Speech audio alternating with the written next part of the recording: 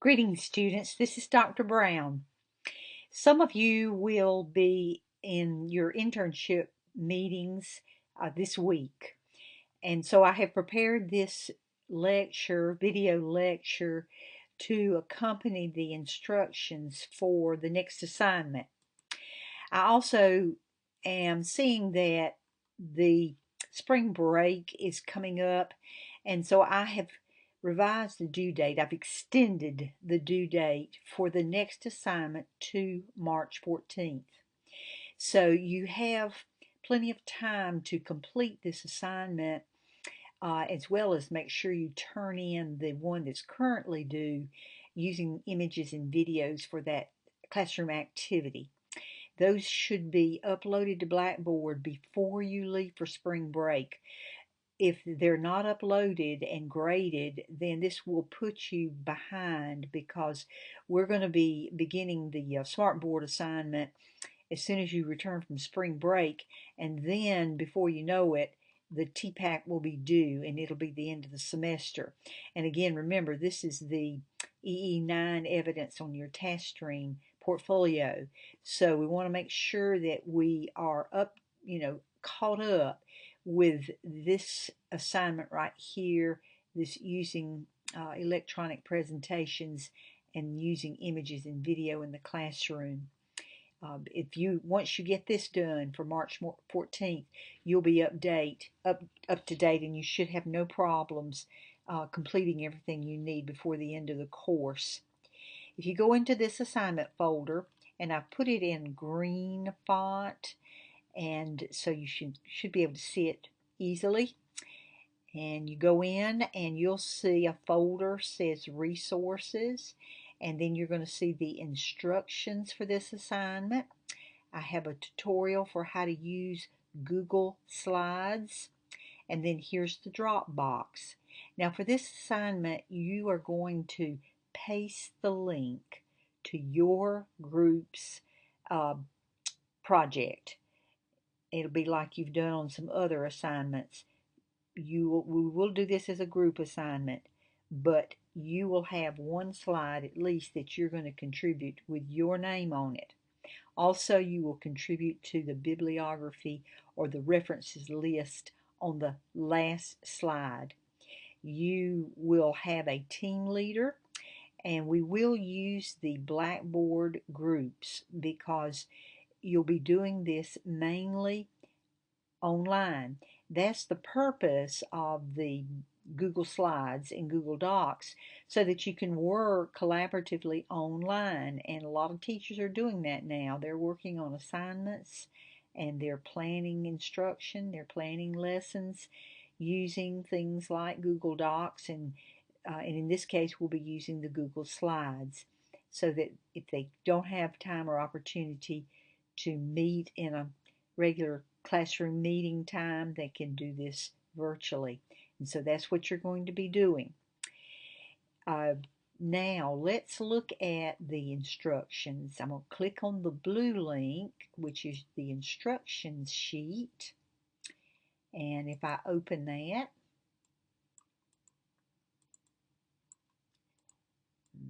here we go. And it's just a Word document that I've prepared. Starts out, I'm giving you a think sheet to use for the research that you're going to be conducting to prepare this presentation. The think sheet has a column where suggested topics related to special needs learners. And there's a lot of technology that is very useful for working with students with special needs of all different ages. Your slide presentation, you may use any age you like, any high school or elementary. We're doing this because we won't really be able to group you by content area.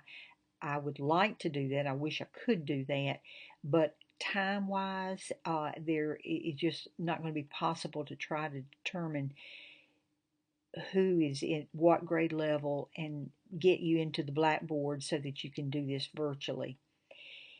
but you do have the freedom to prepare your report and your slides using a variety of ages and developmental levels for the technology that you might use with children. You will use, you do want to make sure that you cover such things as the kinds of technology that would be used for writing.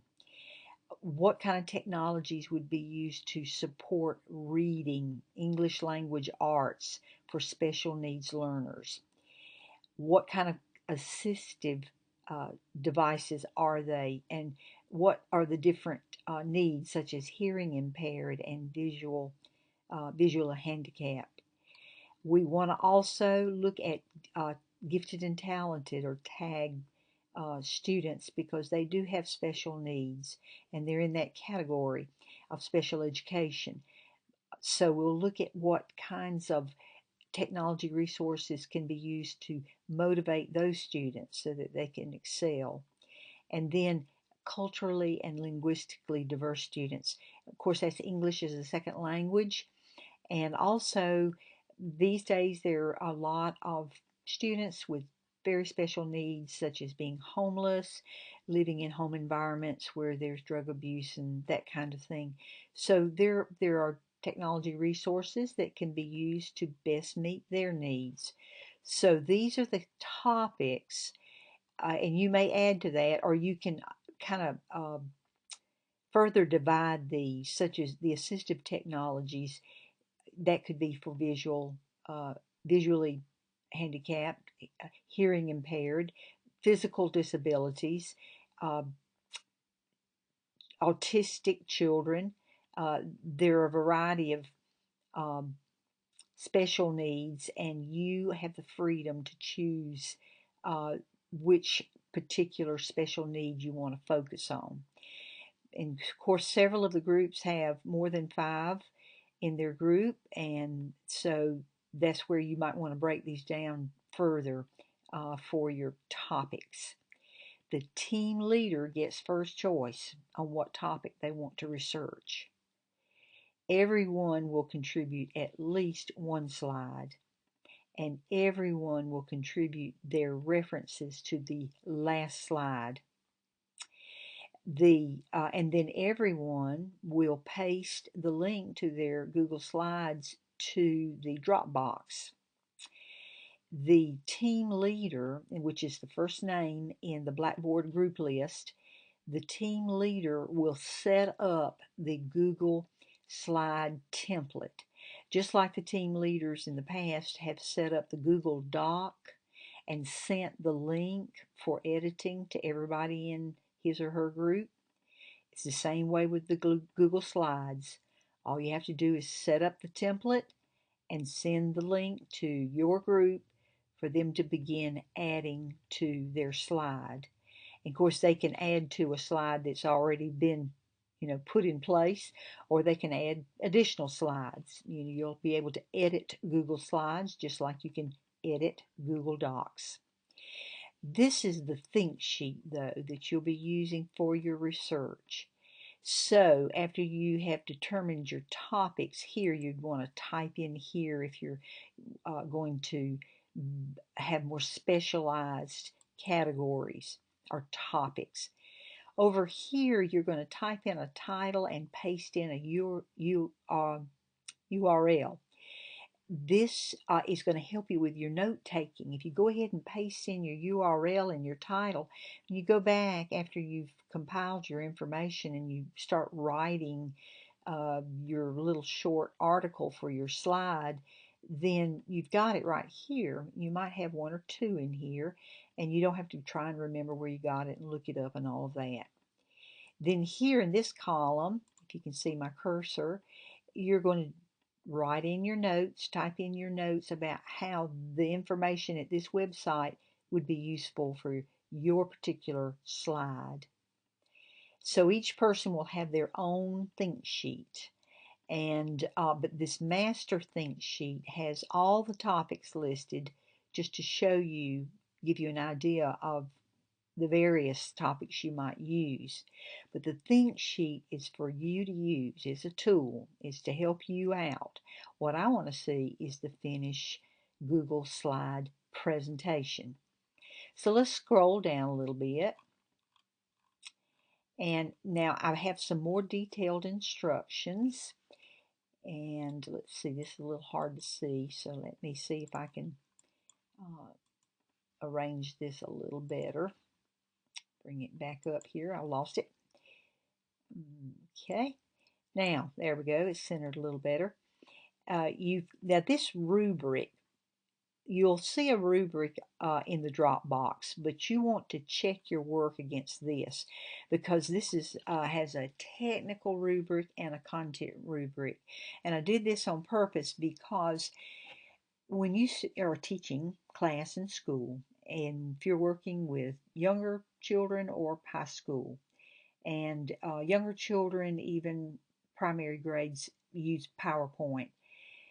They might not use Google Slides, but they can certainly use PowerPoint. When you are grading children's projects, most teachers will have a technical rubric. You see this first set of criteria, but you need much more than that. You need a content rubric as well, because you want to make sure you assess how well they learned what they were supposed to learn in their reports and their presentations. So I'm showing you as an example how to prepare a grading rubric for both the technical and the content of any kind of presentation, whether it's PowerPoint or Google Slides or Prezi. You want to evaluate both the technical as well as the content. For content, each slide shall report information dedicated to a specific topic. For example, visually impaired students might be your topic, your individual topic. Each slide provides information for a teacher to be able to modify a lesson or classroom to meet the special needs of a child. This might take 2 or 3 slides per person in the group. In other words, you are going to write about a particular type of special learner and how the technology can use to help that learner, and you are going to write it up with enough information that if the teacher were to view this presentation, he or she could say, oh, that's what I could do to help the needs of this child who is hearing impaired and has a hearing aid.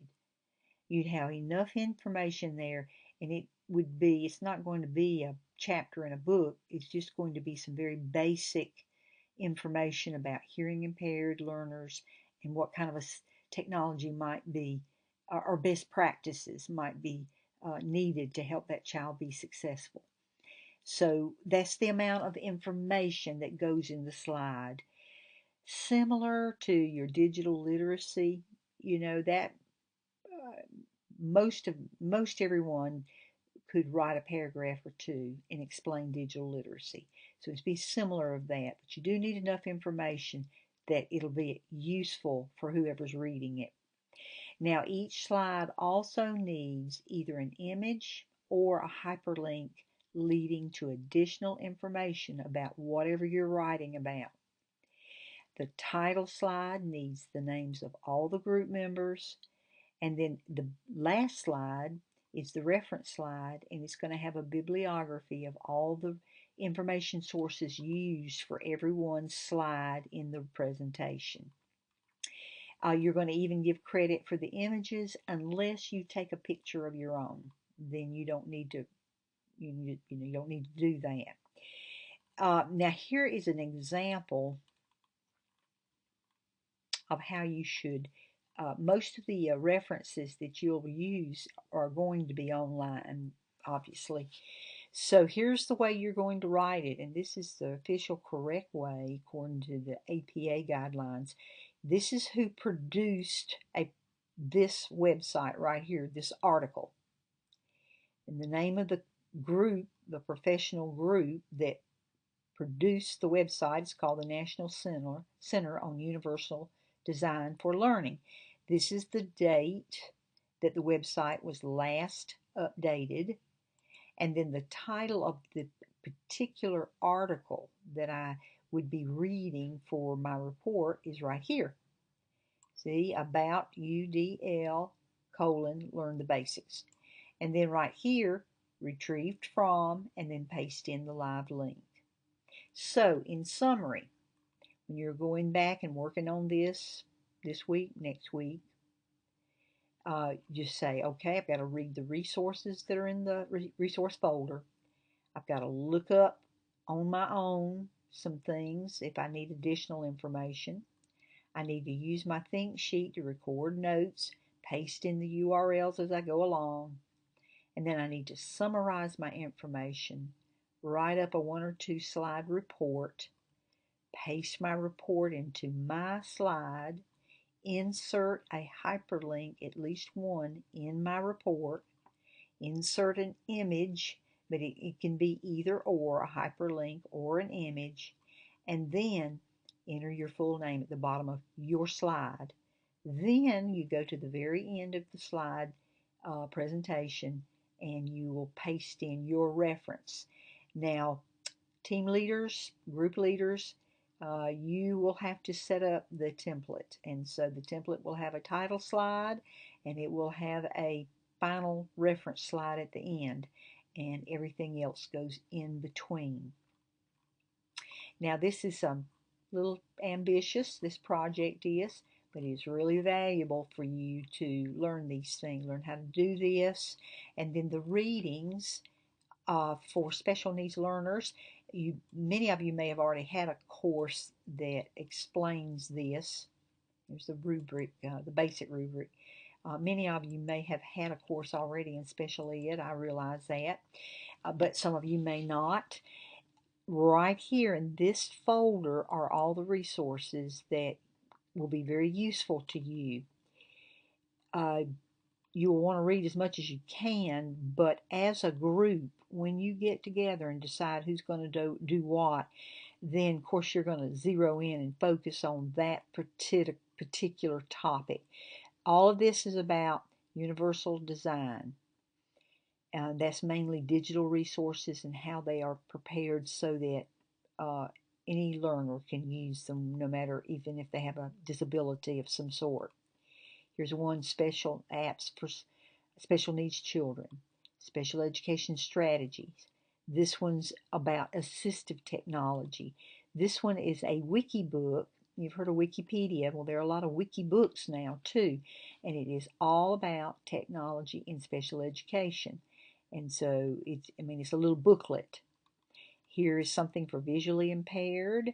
This is a really good one it's called task completion, and I think this is mainly for learning disabled. Here is learning to English language arts and teaching reading for children who may struggle in their reading. This gives you some ideas on how to personalize reading instruction. This is about online learning and the North Carolina virtual schools and how it meets the needs of special learners with online courses. This one is strictly for physical education. It's got some definitions and strategies for teaching special needs learners physical education activities. Hearing impaired, and then I have 2 articles on the gifted learner. This is an article, and this again is a booklet right here, a magazine actually, and it's a rather large file, so you can either download the PDF here, right here, download it here, or if you go to this link, you can read it online.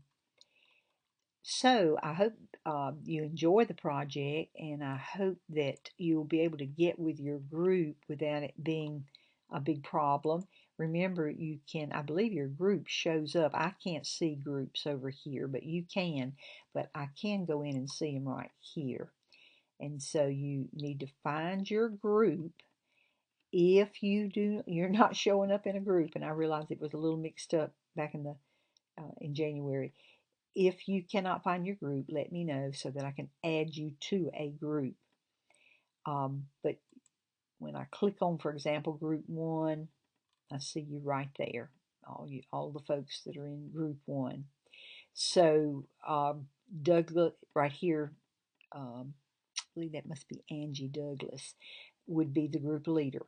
And so group leaders, the first name shows up by default. I didn't assign these. Blackboard does it. And so the first name is going to be the group leader unless that person can work with someone else and have they're willing to take on the responsibility of setting up the Google Slides template. All right, class, I will be there Monday, but briefly, because I know some of you have those meetings with for your internship assignments, and so I feel like it's for in fairness, for equity, for everyone to have equal access to the lectures. I made the decision to create this lecture, and so that everyone will have this information. It's going to really, it's not the best because when you come to class, it's better for you when you have this kind of assignment to be in class, but your internship assignment meeting is important also. So you can get everything you need from this week's lecture online. So have a good week.